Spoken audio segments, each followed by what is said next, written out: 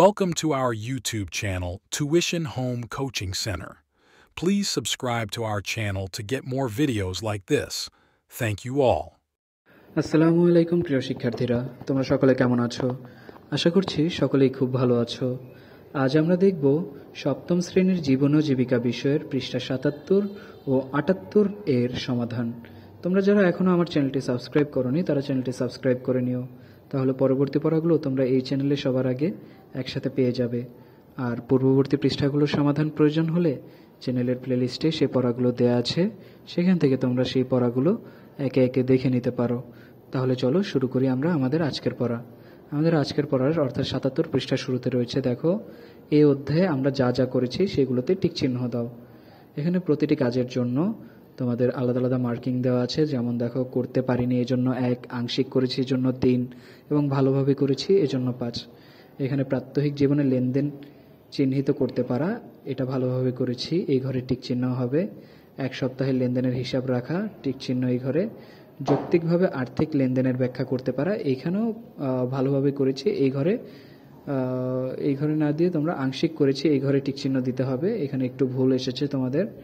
এরপর যৌক্তিকভাবে আর্থিক লেনদেনের নীতিগুলো বুঝতে পারা, এখানে ভালোভাবে করেছি, এই ঘরে টিক হবে। বিভিন্ন ঘটনা যাচাই করে যৌক্তিকভাবে আর্থিক লেনদেনের বিশ্লেষণ করা, এটিও ভালোভাবে করেছি। নিজেদের সাপ্তাহিক কেনাকাটা যৌক্তিকভাবে আর্থিক লেনদেন করা হয়েছে কিনা তা যাচাই করা, এটিও ভালোভাবে করেছি। আর্থিক লেনদেনের নৈতিকতার নীতিগুলো বুঝতে পারা, এটিও ভালোভাবে করেছি। আর্থিক লেনদেনের নৈতিকতা বজায় রাখা হয়েছে কিনা, এটিও ভালোভাবে করেছি। মোট স্কোর ৪০, এখানে আমার প্রাপ্ত নাম্বার ৩৮। এখানে তোমাদের ৩ নাম্বারটি আংশিক করেছি, এই ঘরে টিকটি দিয়ে নিও, তোমরা কারেকশনটি করে নিও। এখন আমার অভিভাবকের মন্তব্য, সে উক্ত কাজগুলো যথাযথভাবে সমাধান করার চেষ্টা করেছে। শিক্ষকের মন্তব্যের ঘরটি এখানে খালি রেখেছি যাতে তোমাদের শিক্ষক এখানে যা মন্তব্য করে সেই মন্তব্যটি তোমরা লিখতে পারো বা শিক্ষক লিখে দিতে পারে এজন্য। এরপর আমার প্রাপ্তি, তুমি যা পেলে তা নিয়ে তোমার মনের অবস্থা চিহ্নিত করো।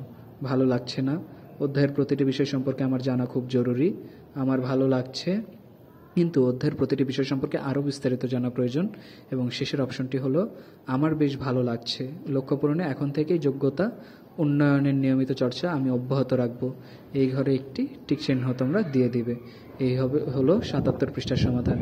এরপর ৭৮ পৃষ্ঠায় দেখো রয়েছে এই ২টি প্রশ্ন। প্রথম প্রশ্নটি হলো, এই অধ্যায়ে যে বিষয়গুলো আমাকে আরও ভালোভাবে জানতে হবে তা লিখি। দেখো আমি তোমাদের জন্য লিখে দিয়েছি উত্তরটি।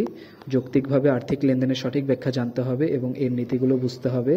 বিভিন্ন ঘটনা যাচাই করে যৌক্তিকভাবে আর্থিক লেনদেনের বিশ্লেষণ করা এবং দৈনন্দিন জীবনে এর প্রয়োজনীয়তা উপলব্ধি করতে হবে। আর্থিক লেনদেনের নৈতিকতার নীতিগুলো সম্পর্কে সঠিকভাবে জানতে হবে এবং নীতিগুলোর প্রয়োগ করে সঠিক লেনদেন করতে হবে। এরপর যে কাজগুলো নিয়মিত চর্চা আমাকে চালিয়ে যেতে হবে সেগুলো লিখি পরের ছকটিতে। এই ছকটিতে তাহলে দেখো লিখেছি, দৈনন্দিন জীবনে যৌক্তিকভাবে আর্থিক লেনদেন করে কেনাকাটা হচ্ছে কিনা তা খেয়াল রাখতে হবে। প্রাত্যহিক জীবনে আর্থিক লেনদেনে নৈতিকতা বজায় রাখা হয়েছে কিনা তা খেয়াল রাখতে হবে। তাহলে শিক্ষার্থীরা, আমরা দেখে নিলাম তোমাদের জীবন ও জীবিকা বইয়ের পৃষ্ঠা ৭৭ ও ৭৮-এর সমাধানগুলো। এভাবে পরবর্তী পৃষ্ঠার সমাধানগুলো পেতে চাইলে তোমরা চ্যানেলটি সাবস্ক্রাইব করে পাশে থাকা বেল আইকনটি প্রেস করে রেখো, তাহলে ভিডিও আপলোড করার সাথে সাথে তোমাদের কাছে এই ভিডিওগুলো পৌঁছে যাবে। ধন্যবাদ সকলকে আমাদের সাথে থাকার জন্য।